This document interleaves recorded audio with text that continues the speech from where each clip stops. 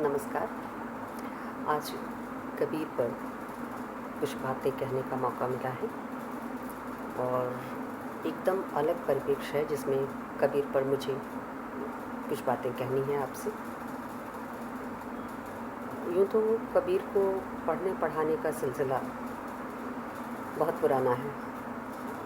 शायद हिंदुस्तान का कोई विद्यार्थी ऐसा नहीं होगा जिसने स्कूलों में कबीर को ना पढ़ा हो या कबीर के दोहे, उनकी साखियाँ, उनकी शब्द ना सुने हो। कोई भी ऐसा व्यक्ति नहीं होगा, क्योंकि कबीर जीवन के कवि थे और जो रचनाकार, जो व्यक्तित्व जीवन से जुड़ा होता है वह कहीं न कहीं जीवन को संबोधित भी करता है, उससे एक रागात्मक संबंध भी बनाए रखता है और जीवन जीने वाले का किसी न किसी रूप में जीवन के किन्हीं विशेष क्षणों में उससे सामना भी होता है। तो सच कहें तो कबीर पूरे जीवन के कवि हैं और जब मैं उन्हें पूरे जीवन का कवि कह रही हूँ तो इसका अर्थ यह है कि कबीर के जीवन में जीवन की जितनी जटिलताएं हो सकती हैं, उनकी कविता में एक मनुष्य की जितनी जीवन जीने की कठिन स्थितियां हो सकती हैं, उसके मन और समाज के बीच की भटकन और लाचारी हो सकती है, वो सब कुछ कबीर की कविता में, कबीर की रचनाओं में हमें जगह जगह मिलता है। तो कबीर की खासियत यह भी है कि उन्होंने कोई बड़ा मेटाफर न रच के जो बात कहनी थी उसको सीधे मन से कहा है और वह मन तक पहुंचा भी है। आत्मीयता कबीर की कविता का, कबीर की रचनाओं का एक बहुत बड़ा हिस्सा है और इसी आत्मीयता के कारण कबीर की कड़वी बातें भी जो मुल्ला, पांडे इत्यादि को संबोधित करके वो एक तरह से चुनौतीपूर्ण लहजे में कहते हैं, उनसे करते हैं, वे बातें भी सहज ही ग्राह्य हुई। कबीर का दरअसल मन वैरागी मन है और वैराग की अवस्था सब कुछ को त्याग कर ही पाई जा सकती है, लेकिन त्यागना कैसा? छोड़कर जीवन से दूर चले जाना नहीं, संसार में रहते हुए संसार को त्यागना। और ये कबीर ने अपने जीवन में, अपनी रचनाओं में साधा था। इसी अर्थ में मैं कबीर के मन को बैरागी मन कह रही हूँ। और कबीर की कविता की जो स्पष्टता है उसकी एक बहुत बड़ी खासियत ये है कि वह किसी तरह के कोई चरित्र या आख्यान में नहीं आती। वह सीधे सीधे हमारे जीवन की विषम स्थितियों को, जटिल स्थितियों को, द्वंद्वात्मक स्थितियों को, हमारे मन में संकल्प विकल्प की अवस्थाओं को, कई बार माया, मोह, बंधन इत्यादि की स्थितियों को चुनौती देते हुए सीधे सीधे जो कबीर कहना चाहते हैं वो कह देते हैं, बिना किसी आवरण के, बिना किसी लाग लपेट के।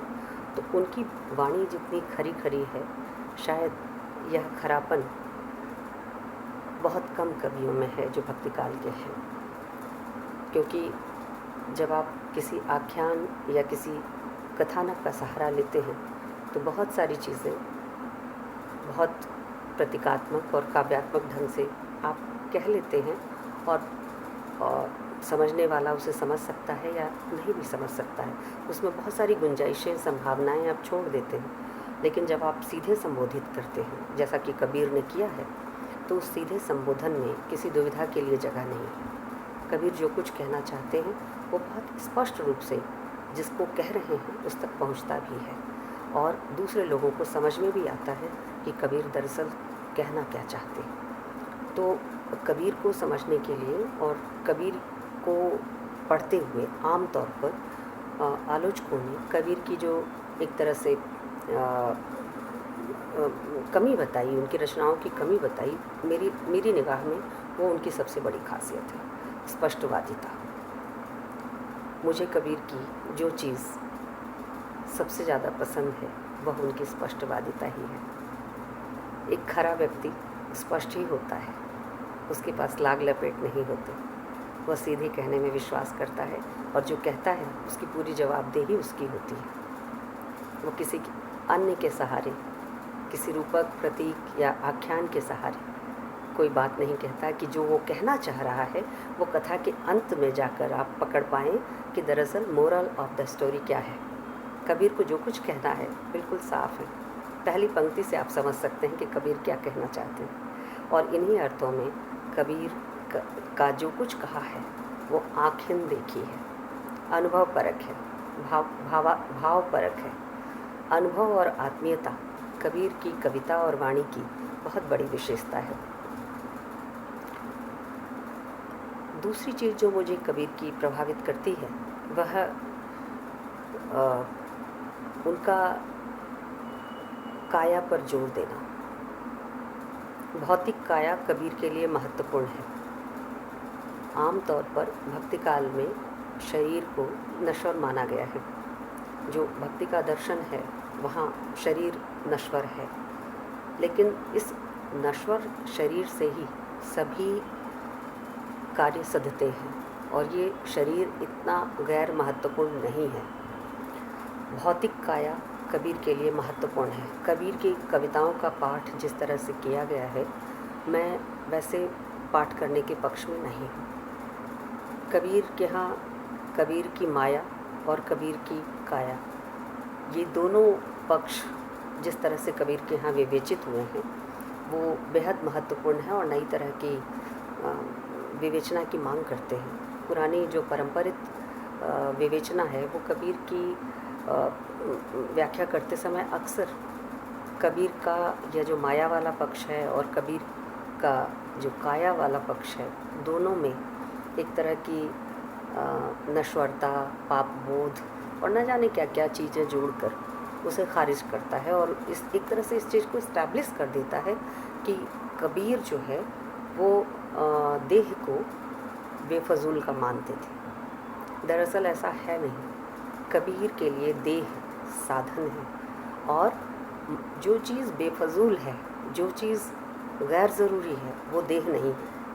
देह से इतर जो संसार है, जो भौतिक जीवन में भोगवादी दृष्टि है, कबीर उसको निषिद्ध करना चाहते हैं, उसकी आलोचना जगह जगह करते हैं। और कबीर इस देह को इतना महत्वपूर्ण मानते हैं कि देह के अंदर ही सारे संबंध हैं, देह के अंदर ही जितने दर्शन और जितनी व्याख्याएं संभव हैं संसार की, जीवन की, वो सब कुछ देह के अंदर है और इसी शरीर के सहारे ही सब कुछ संभव है। और इसलिए कबीर कहते हैं कि जो ईश्वर की बात करते हो कहीं बाहर नहीं है, इसी घट में है। शरीर घट है, घड़ा है और शरीर को ये इतना महत्व देना, भक्ति काल में शरीर की जो ये महत्ता है कबीर के यहाँ वो जिस तरह से प्रतिपादित है, वो मैं समझती हूँ भक्ति काल की आलोचना का एक नया डायमेंशन खोल सकती है। कारण कि अमूमन शरीर को भक्ति काल की आलोचना के अंतर्गत, खास करके कबीर की आलोचना के अंतर्गत, शरीर को नरक का द्वार, खास करके स्त्री के शरीर को नरक का द्वार, पाप के समस्त पापों का मूल, समस्त तरह के अनाचार का आश्रय इत्यादि इत्यादि कहकर व्याख्या की गई है। लेकिन कबीर के कई पद ऐसे हैं जो शरीर की महत्ता को, काया को प्रतिष्ठित करने वाले पद हैं और ये पद पुनः नए संदर्भ में व्याख्यायित किए जाने चाहिए। मुझे कबीर इसलिए भी अच्छे लगते हैं कि कबीर ने इस संसार को ही शरीर में घटित माना है और घट के अंदर ही, यानी शरीर के अंदर ही सब कुछ है।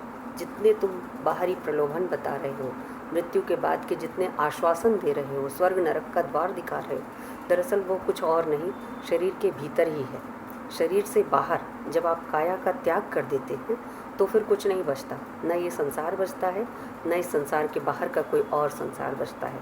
इसलिए कबीर के यहाँ इस काया का जो महत्व है वह कई लिहाज से बेहद महत्वपूर्ण है। और मैं समझती हूँ कि इस चीज़ को भक्ति काल के संदर्भ में कबीर को पढ़ते हुए बारंबार ध्यान में रखना चाहिए। कबीर का एक पद मैं आपके सामने रख रही हूँ। कबीर कहते हैं कि इस घट अंतर बाग बगीचे इसी में सृजन हारा, इस घट अंतर 7 समुंदर इसी में 9 लख तारा, इस घट अंतर पारस मोती इसी में परखन हारा, इस घट अंतर अनहद गरजे इसी में उठत फुहारा, इस घट अंतर अनहद गरजे इसी में उठत फुहारा, कहत कबीर सुनो वही साधु इसी में साईं हमारा। अब देह में ही अगर ईश्वर है, मनुष्य देह में ही अगर ईश्वर है, तो वह देह कितनी महत्वपूर्ण है, इस चीज़ को समझने की ज़रूरत है। और एक चीज़ कि यह जो देह की प्रतिष्ठा है कबीर के यहाँ, अगर देह के जितने संदर्भ आए हैं उसको ज़रा ध्यान से देखना चाहिए। कबीर के यहाँ देह के संदर्भ, विशेषकर स्त्री देह के संदर्भ बहुतायत में हैं। और स्त्री देह के साथ साथ जो स्त्री पुरुष संबंध है, यानी जिससे एक नई सृष्टि का जन्म होता है, जिससे प्रेमपूर्ण संसार की निर्मिति होती है, इस स्त्री पुरुष संबंध के कई चित्र कबीर के यहाँ हैं। देह की प्रतिष्ठा और देह के चित्र से कबीर का जो रचना संसार है वो काफ़ी समृद्ध है। और इस दृष्टि से कबीर का पुनर्पाठ किया जाना ज़रूरी है। खास करके हम स्त्रीवादी आलोचकों को ये चीज़ बहुत उत्प्रेरित करती है, बहुत प्रेरणास्पद है कि हम जो मानते हैं कि देह महत्वपूर्ण है, कबीर के यहाँ देह की प्रतिष्ठा है। और इस लिहाज से मुझे कबीर एक खासे ज़रूरी कवि लगते हैं, एक ज़रूरी रचनाकार लगते हैं, जिनको नई दृष्टि से, नए तरीके से पढ़ने की ज़रूरत है। एक बात मैं और कहना चाहती हूँ कि कबीर की इस देह की महत्ता वाली जो धारणा है, इसने परवर्ती रचनाकारों को भी प्रभावित किया है। और मैं एक पूरा क्रम देखती हूँ जिसमें बाद के रचनाकार भी देह की प्रतिष्ठा तक पहुँचते हैं, देह को महत्वपूर्ण मानते हैं। इसमें मीरा आती है भक्ति काल में ही, जो देह के जीवंत संदर्भों के साथ आती हैं, और वो कहती हैं कि मैं पति की मृत्यु के बाद भी सती नहीं होना चाहती। और वो कहती हैं, ये उनके कई मशहूर पद हैं जिसमें वो कहती हैं कि मैं सती नहीं कहलाना चाहती, मैं हरि को आराधना चाहती हूँ, और यही मेरा इच्छित संसार है। मीरा देह की एक तरह से देह की रक्षा और देह की प्रतिष्ठा का जीवंत प्रमाण बन जाती है। इसी तरह से मैं बाद के परवर्ती रचनाकारों में अगर देखूं तो प्रसाद तक ये लाइनें बनती है जहाँ देह महत्वपूर्ण है, बाद में भी महत्वपूर्ण है, लेकिन भक्ति काल को अमूमन इस तरह से व्याख्यायित किया गया है कि भक्ति काल में मनुष्य देह उतनी महत्वपूर्ण नहीं है, बल्कि ईश्वर की प्राप्ति महत्वपूर्ण है। लेकिन कबीर को पढ़ते हुए बार बार ये महसूस होता है कि यह देह ही समस्त चीज़ों का साधन है, और ईश्वर को अगर पाना है तो मनुष्य देह की आराधना करनी सीखनी चाहिए। हजारी प्रसाद द्विवेदी याद कीजिए, वह देह की प्रतिष्ठा, देह की आराधना, बाण भट्ट की आत्मकथा में जिस तरह से स्त्री देह के अपमान की कथा कहते हैं, और बार बार कहते हैं कि इस समाज के मूल में ही कुछ अपवाद है जिसकी वजह से मनुष्य जैसा महत्वपूर्ण अस्तित्व बार बार लुंठित होता है और स्त्री देह की बार बार अवमानना की जाती है। तो ये जो काया की प्रतिष्ठा है जो कबीर के यहाँ दिखती है, ये बहुत ही महत्वपूर्ण चीज़ है। दूसरी चीज़ जो कबीर की मुझे प्रभावित करती है वह है उनकी निर्भीकता। कबीर, आज गुरु पूर्णिमा है और कबीर ऐसे शिष्य हैं जो ये बतलाना चाहते हैं कि उनका गुरु कैसा होना चाहिए, योग्य शिष्य का गुरु कैसा होना चाहिए। ये कबीर के कई पद बतलाते हैं। कबीर गुरु की भी कोटि निर्धारित करते हैं। गुरु अच्छा भी हो सकता है, गुरु बुरा भी हो सकता है। कबीर सीधे सीधे कहते हैं कि गुरु हो तो कैसा हो, मुझे कैसा गुरु अच्छा लगता है। कबीर कहते हैं, साधु सो सतगुरु मोहि भावे। सत प्रेम का भर भर प्याला आप पिवे मोहि प्यावे। साधु सो सतगुरु मोहि भावे। पर्दा दूर करे आँखिन का ब्रह्म दर्श दिखलावे। जिस दर्शन में सब लोग दर्शें अनहद सबद सुनावे। एक ही सब सुख दुख दिखलावे सबद में सूरत समावे। कहे कबीर ताको भय नाही निर्भय पद परसावे। जो गुरु चाहिए वो कैसा चाहिए? जो सत्य का परिचय करा दे और सत्य का परिचय होने के बाद सत्य को जीवन में उतारना, सत्य के लिए तमाम कुर्बानियाँ देना, सत्य के पथ पर चलना और सत्य का आचरण करना, ये मनुष्य की पहली ज़रूरत बनती है। और ये सब करते हुए जिस चीज़ की रसद खर्च होती है वो है निर्भीकता। कबीर अपने गुरु की एक महत्वपूर्ण योग्यता बताते हैं कि गुरु ऐसा हो जो शिष्य को निर्भीक बनाए। और मुझे कबीर इसलिए अच्छे लगते हैं कि यह जो निर्भीकता का पाठ है जीवन जीने के लिए बहुत महत्वपूर्ण है। मनुष्य जीवन में हम न जाने कितने समझौते करते हैं, डर कर ही करते हैं, असुरक्षा के कारण करते हैं। लेकिन कबीर कहते हैं जिसका सत्य से परिचय हो जाए उसे डरना नहीं चाहिए, उसे सुरक्षा असुरक्षा की चिंता नहीं करनी चाहिए।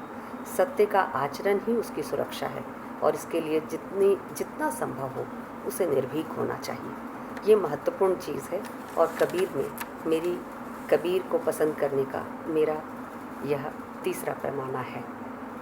इसकी भी एक पूरी लाइनेज, वह कवि ही क्या, वह साहित्यकार ही क्या जो निर्भीक ना हो, जो समाज के सत्य को बिना किसी से डरे, बिना किसी से झिझके सीधे सीधे न कह पाए, वो रचनाकार क्या।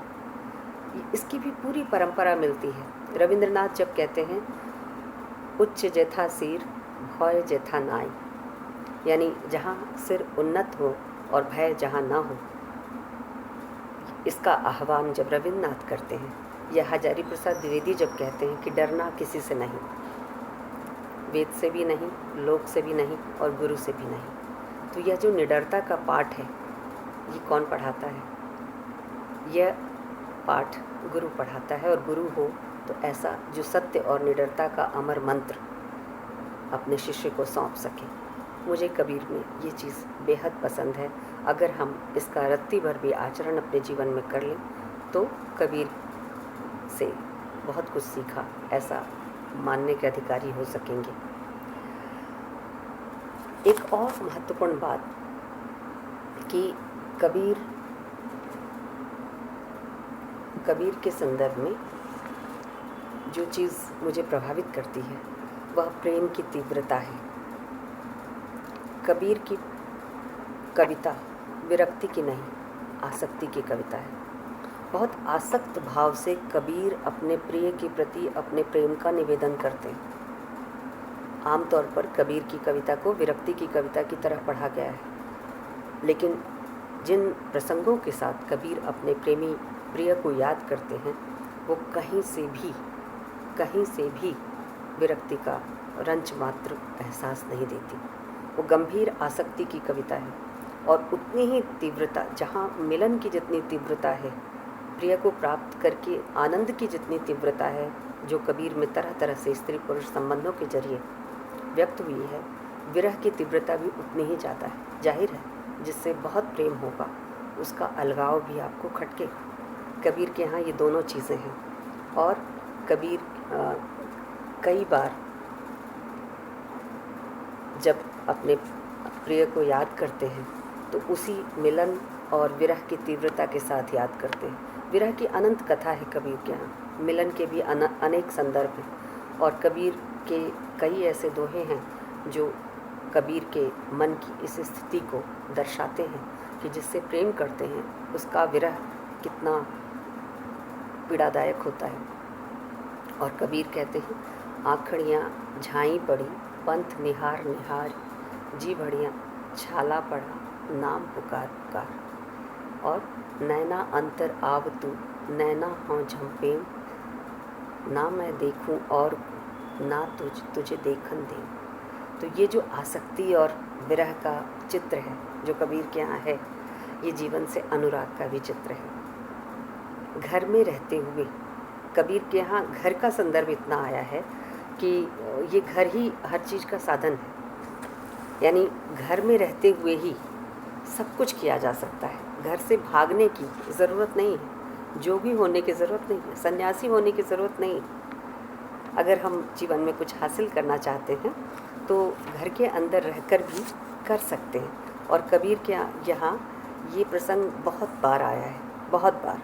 कबीर कहते हैं कि घर जो है वह हमें बांधता नहीं है, जैसा कि बार बार कहा जाता है कि घर बांधता है। कबीर के यहाँ घर एक नए संदर्भ में है जो बांधता नहीं है, बल्कि सब क्रियाओं का मूल है। सब कुछ उस घर के भीतर ही किया जा सकता है। घर में जोग भोग घर ही में, घर में जोग भोग घर ही में, घर तज बन नहीं जावे। ये बन जाने की जो परंपरा है, सन्यासी होकर जंगल में चले गए, इसकी जो परंपरा है उसको कबीर निषिद्ध करते हैं और कहते हैं घर में जोग भोग घर ही में, घर तज बन नहीं जावे। घर में जोग भोग घर ही में, जो गुरु अलख लगावे। और ये घर, यहाँ आप रहते हुए भी सब कुछ त्याग कर रह सकते हैं। वही बैरागी और वही कबीर की निगाह में त्यागी है जो प्रापत को तजे सो त्यागी है। ये बहुत बड़ी बात है। घर को त्यागना और घर को त्याग कर, सब कुछ को त्याग कर सन्यासी कहलाना, ये उपलब्धि नहीं है। घर में रहकर अगर आप योग को साध सके तो वह योग है, अन्यथा वह व्यर्थ है। कबीर कहते हैं कि संसार में रहते हुए इस तरह से रहना चाहिए कि आप संसार के अवगुणों से दूर रह पाएँ, उसके भोग की जो अतिशयता है उससे दूर रह पाएँ, लालच की इंतहा है उससे दूर रह पाएँ, सब कुछ प्राप्त कर लेने का जो भाव है उससे दूर रह पाएँ। और संतोष कबीर के यहाँ बहुत बड़ी चीज़ है। आज ज़िंदगी में सबसे बड़ी जो कमी दिखाई देती है, जो अभी के दौर की स्थिति है, वह है संतोष की। एक तबका इतना समृद्ध है कि उसका पेट नहीं भर रहा इसके बावजूद भी, और एक बहुत बड़ा हिस्सा उससे उसके साधन छीनकर उसे विपन्न बनाकर रखा गया है। असंतोष उसके पास भी है और असंतुष्टि वहाँ भी है जहाँ दौलत बेशुमार है। तो ये जो संतोष है ये बहुत बड़ी चीज़ है, साधु के लिए भी और गृहस्थ के लिए भी, जीवन जीने के लिए भी। आकांक्षा अच्छी चीज़ है लेकिन महत्वाकांक्षा नहीं। कबीर एक और चीज़ कहते हैं कि जब हम इस